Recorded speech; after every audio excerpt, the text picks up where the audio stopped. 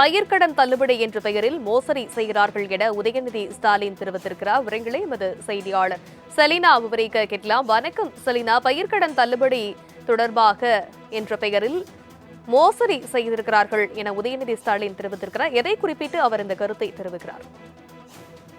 நேற்று தமிழ்நாடு அரசின் சார்பில் விவசாயிகளுக்கு பயிர்க்கடன் தள்ளுபடி என்று ஒரு அறிவிப்பு என்பது வெளியிடப்பட்டிருந்தது. அதற்கு விமர்சிக்கும் வகையில் தற்பொழுது எதிர்க்கட்சித் தலைவர் உதயநிதி ஸ்டாலின் தனது எக்ஸ் வலைதளத்தில் ஒரு பதிவு ஒன்றை செய்திருக்கிறார்.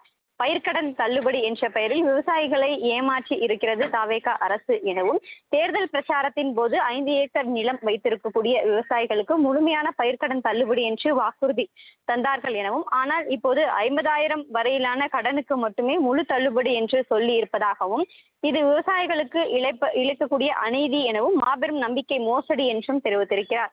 அதே போல ஏற்கனவே 200 யூனிட் மின்சாரம் கட்டணமில்லா மின்சாரம் என்று சொல்லிவிட்டு 500 யூனிட்டுக்கும் மேல் பயன்படுத்தினால் இது கிடையாது என்ற அதிர்ச்சியை தந்தார்கள் எனவும், இப்போது பயிர்க்கடன் தள்ளுபடி என்ற பெயரில் ஸ்கேம் செய்திருக்கிறார்கள் என்று தெரிவித்திருக்கிறார்.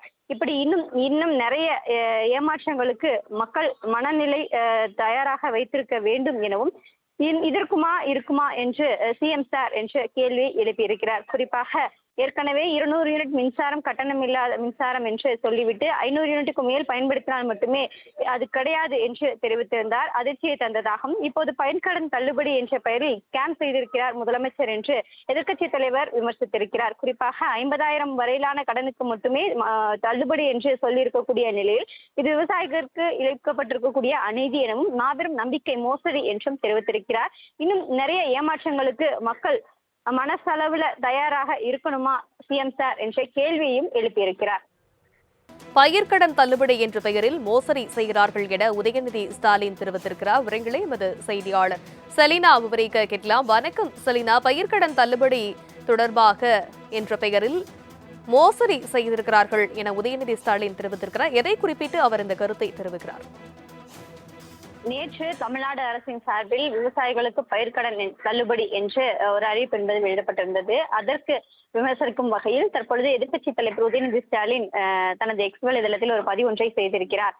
பயிர்க்கடன் தள்ளுபடி என்ற பெயரில் விவசாயிகளை ஏமாற்றி இருக்கிறது தாவேகா அரசு எனவும், தேர்தல் பிரச்சாரத்தின் போது 5 ஏக்கர் நிலம் வைத்திருக்கக்கூடிய விவசாயிகளுக்கு முழுமையான பயிர்க்கடன் தள்ளுபடி என்று வாக்குறுதி தந்தார்கள் எனவும், ஆனால் இப்போது 50,000 வரையிலான கடனுக்கு மட்டுமே முழு தள்ளுபடி என்று சொல்லி இருப்பதாகவும், இது விவசாயிகளுக்கு இழைக்கக்கூடிய அநீதி எனவும், மாபெரும் நம்பிக்கை மோசடி என்றும் தெரிவித்திருக்கிறார்.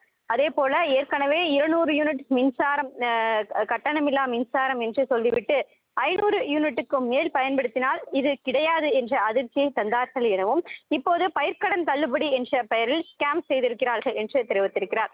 இப்படி இன்னும் நிறைய ஏமாற்றங்களுக்கு மக்கள் மனநிலை தயாராக வைத்திருக்க வேண்டும் எனவும், இருக்குமா என்று சிஎம் சார் என்ற கேள்வியை எழுப்பியிருக்கிறார். குறிப்பாக ஏற்கனவே 200 யூனிட் மின்சாரம் கட்டணமில்லாத மின்சாரம் என்று சொல்லிவிட்டு 500 யூனிட்டுக்கு மேல் பயன்படுத்தினால் மட்டுமே அது கிடையாது என்று தெரிவித்திருந்தார். அதிர்ச்சியை தந்ததாகவும், இப்போது பயிர்க்கடன் தள்ளுபடி என்ற பெயரில் ஸ்கேம் செய்திருக்கிறார் முதலமைச்சர் என்று எதிர்க்கட்சி தலைவர் விமர்சித்திருக்கிறார். குறிப்பாக 50,000 வரையிலான கடனுக்கு மட்டுமே தள்ளுபடி என்று சொல்லியிருக்கக்கூடிய நிலையில் இது விவசாயிகளுக்கு இழைக்கப்பட்டிருக்கக்கூடிய அநீதி எனவும், மாபெரும் நம்பிக்கை மோசடி என்றும் தெரிவித்திருக்கிறார். இன்னும் நிறைய ஏமாற்றங்களுக்கு மக்கள் மனசளவுல தயாராக இருக்கணுமா சிஎம் சார் என்ற கேள்வியையும் எழுப்பியிருக்கிறார்.